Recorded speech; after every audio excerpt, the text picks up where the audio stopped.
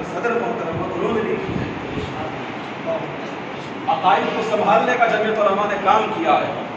اگر اس وقت مفتی کفایت اللہ صاحب رحمۃ اللہ علیہ ایمان کو نہ سنبھالتے، عقائد کو نہ سنبھالتے، اعمال کو نہ سنبھالتے، تو آج ہندوستان کے مسلمانوں کا کیا حال ہوتا؟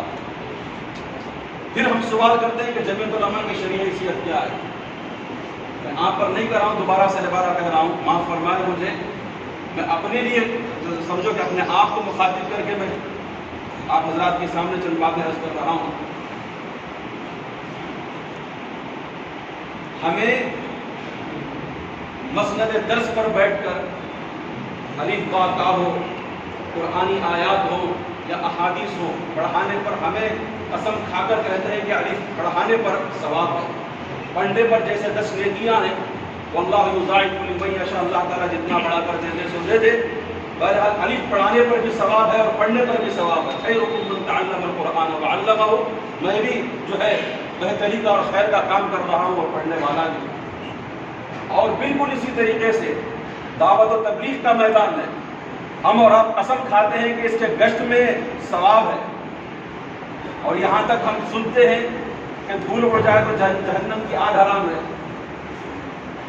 دعوت و تبلیغ میں سحر روزہ لگاتے ہیں، چلہ لگاتے ہیں، فضائل اعمال پڑھتے ہیں، جو کچھ ہم کرتے ہیں تو ثواب سمجھ کر کے کرتے ہیں، لیکن میرے دوست و بزرگوں، ہمارا سب سے بڑا جرم یہ ہے کہ جمعیت علماء کو ثواب کا کام سمجھ کر کے ہم نہیں کرتے۔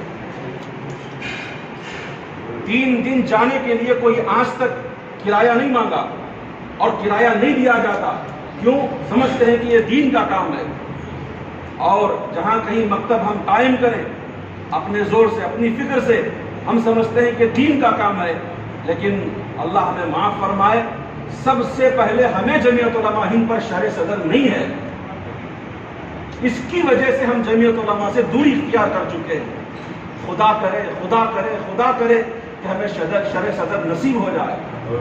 میرے دوستوں، میں آپ سے اپیل کرتا ہوں، لمبی چوڑی بات نہیں کرتا، جمعیت علماء کیا ہے، ارشد مدنی کی زندگی کو دیکھو، پھر کسی جوان کو اپنی جوانی اس پر قربان کرنے کے لیے تیار ہونا پڑے گا، مجبور ہو جائے گا کہ اپنی جوانی اس پر قربان کر دے۔ میرے دوستوں بزرگوں، کن حالات سے جمعیت علماء کو ہمارے علماء نے یہاں تک پہنچایا ہے۔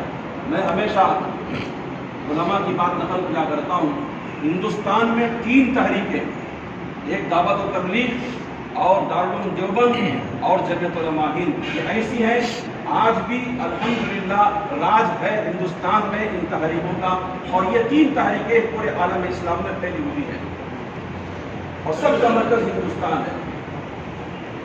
یہ مخلص تحریکیں ہیں، اس کی جو ہے بنیادوں میں ان اکابر کا اخلاص شامل ہے، تبھی تو انہوں نے 100 سال اپنے مکمل کیے۔ میرے دوستوں، ورنہ تو کتنی تحریکیں آئیں اور چلی گئی، ان کا آج پتہ بھی نہیں معلوم، ان کی تاریخ مٹ گئی۔ آج جمعیت علماء زندہ ہے، اور اس کے بعد زندہ رکھنا، اس سلسلے میں میرے دوستوں ہمیں اپنے آپ پر غور کرنے کی ضرورت ہے۔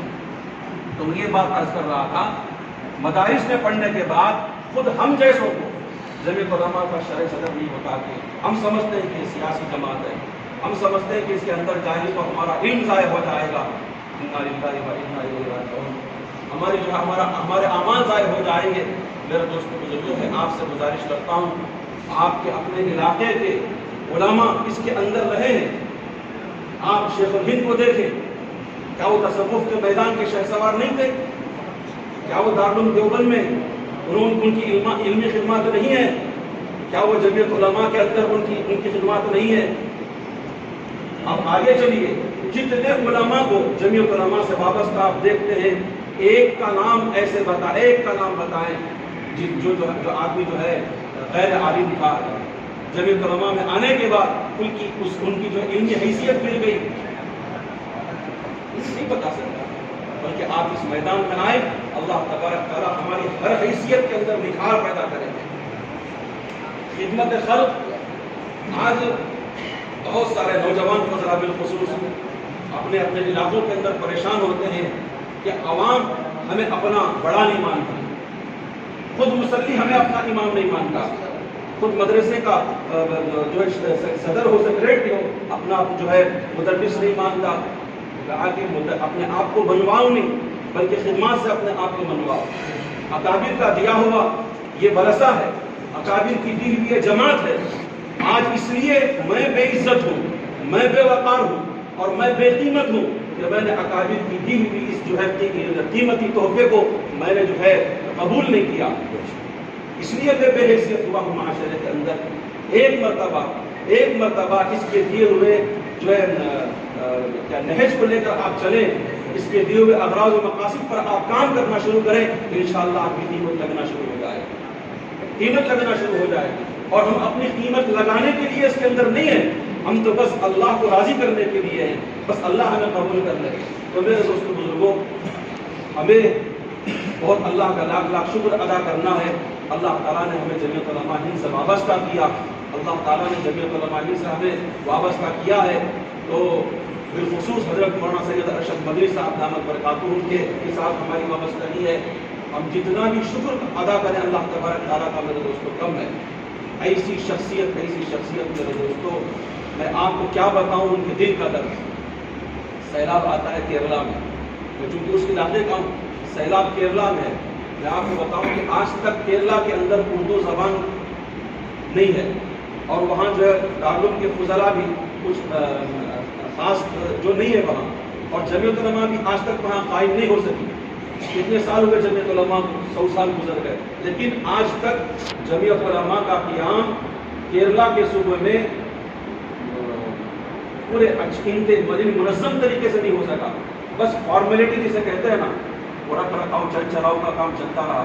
لیکن میں آپ کو بتاؤں کہ جب کیرلا میں سیلاب آیا اور وہاں کے لوگ اتنے پریشان تھے کہ جو کیرلا کا علاقہ مالدار علاقہ ہے، دوسروں کو دینے والا علاقہ ہے، وہ خود جو ہے ہار چکا تھا، اپنی ہار مان چکا تھا کہ ہم اتنی بڑی جو ہے کیرلا کے سیلاب سے جو نقصان ہوا ہے، ہم اس سے باہر نہیں آ سکتے۔ اللہ تعالیٰ جزائے خیر عطا فرمائے آپ حضرات کو، بالخصوص حضرت صدر محترم کو۔ حضرت کا فون آتا ہے کہ بھائی وہاں کے کیا حالات ہیں؟ میں نے کہا حضرت یہ حالات ہیں، کیونکہ حضرت نے جیسے وہاں کام کیا میرے دوستوں، آج آپ کیرلا کے کسی بھی علاقے میں چلے جائیں، جمعیت علماء کی یونٹ آپ کو وہاں ملے گی۔ حضرت نے اعتراف کیا وہاں کہ جمعیت علماء یہاں اس لیے قائم نہیں ہو سکی، یہاں جو ہے زبان کا مسئلہ ہے، جہاں زبان کے مسئلے سے جماعت اپنے آپ کو نہیں منوا سکی، وہاں ارشد مدنی کی فکروں نے خدمات کے اعتبار سے اپنے آپ کو وہاں منوا سکا۔ فیس بک آپ کھولیے، اور جہاں روزانہ ہم اتنے متحرک نہیں ہیں جمعیت علماء میں، اردو بولنے والے اور جمعیت علماء کے دفتر سے ہمارا تعلق ہے، لیکن میں آپ کو بتاؤں گا کیرلا کے اندر ایسے علماء کھڑے ہو گئے اور ایسا مالدار طبقہ کھڑا ہو گیا۔ 2018 میں ہم نے وہاں جو ہے اتنے مکانات وہاں بنائے، اتنی خدمات ہم نے کی۔ 2019 میں دوبارہ سیلاب آتا ہے اور پھر وہ لوگ تقریباً 5 کروڑ کے لاگت سے اپنے آپ خود جمعیت علماء کیرلا کے نام سے خدمت کرنے پڑتے ہیں۔ 100 سال تک جمعیت علماء قائم نہیں ہو سکی۔ حضرت مولانا ارشد مدنی صاحب دامت برکاتہم کی فکروں کے نتیجے میں، ان کی خدمات کے نتیجے میں انہوں نے خدمات کے ذریعے سے اپنے آپ کو منوایا۔ ورنہ کیرلا والوں کا مزاج ہے وہ اپنی خاندان قبیلے کو اپنی ملیالی کی زبان بولنے والے سے ہٹ کر کسی کے اوپر اعتماد نہیں کرتے، دروازہ کھولتی نہیں کسی کا۔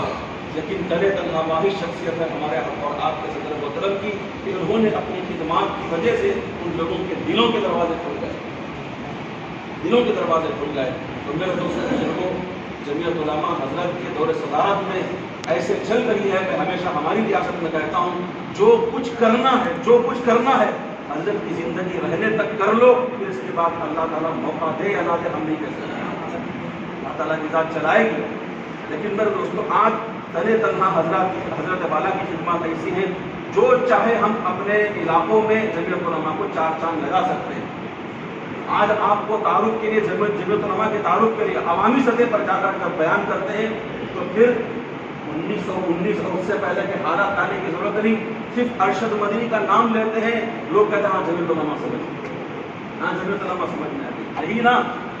بابری مسجد کا مقدمہ لڑنے والی جمعیت علماء اور وہاں کے فسادات میں تھامنے والی جمعیت علماء، ان کو تھامنے والی جمعیت علماء۔ تو میرے دوستوں بزرگوں، یہ جمعیت علماء ہے. میں آپ حضرات سے آخر میں یہ بات عرض کر رہا ہوں، اللہ تبارک تعالیٰ نے ہمیں جس صدر محترم کی ذات سے جوڑا ہے، یہ اللہ تعالیٰ کا لاکھ لاکھ شکر ہے. اور ہمارے حضرت خود فرماتے ہیں کہ حضرت مولانا ارشد مدنی صاحب دامت برکاتہم کے ساتھ کوئی غیر مخلص آدمی جڑ نہیں سکتا. غیر مخلص مولانا ارشد مدنی کے ساتھ جڑ نہیں سکتا، یا تو کٹ جاتا ہے یا تو بٹ جاتا ہے، اپنے راستے سے ہٹ جاتا ہے، لیکن جڑ نہیں سکتا.